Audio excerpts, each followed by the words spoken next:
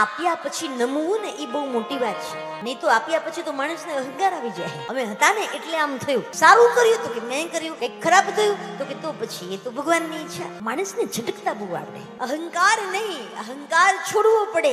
આપણે તો કેવું દાન આપીએ ને તોય આપણે આમ જુઓ તમે, ઓહો અમુક દાન આપી જાય ને તો એમ કે દીદી અમારું નામ ક્યાંય ડિક્લેર નહીં કરતા, બસ અમારે દીકરીઓ માટે આપવું છે તો આપવું છે. એવા પણ પરિવારો હોય છે. અને અહીંયા જેના નામ બોલાય છે એ પણ બહુ સારી વાત છે, એટલા માટે કે બીજાને પ્રેરણા પણ મળે છે. એ પણ બહુ મોટી વાત છે. દાન આપીએ તો કેવું, આપણને જે ગમે છે એ બીજાને આપો. ભલે થોડું આપીએ પણ આપવાનું. આપતા શીખજો, યાદ રાખજો.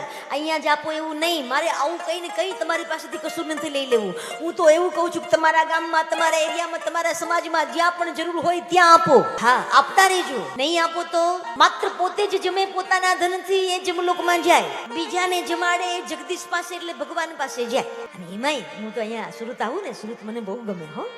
હા, ગમે તેમ તો આપણું કાઠિયાવાડ છે અહીંયા. હા, ઉત્તર ગુજરાત પણ અહીંયા કાઠિયાવાડ. મને તો કહેવાય સુરતમાં કોણ નથી. પંજાબી હોય તો અહીંયા, હરિયાણાનું હોય તો અહીંયા, ઉત્તર પ્રદેશ તો વાત જ પૂછો. બિહારી અહીંયા, રાજસ્થાન અહીંયા, મધ્યપ્રદેશ અહીંયા, બધું અહીંયા છે.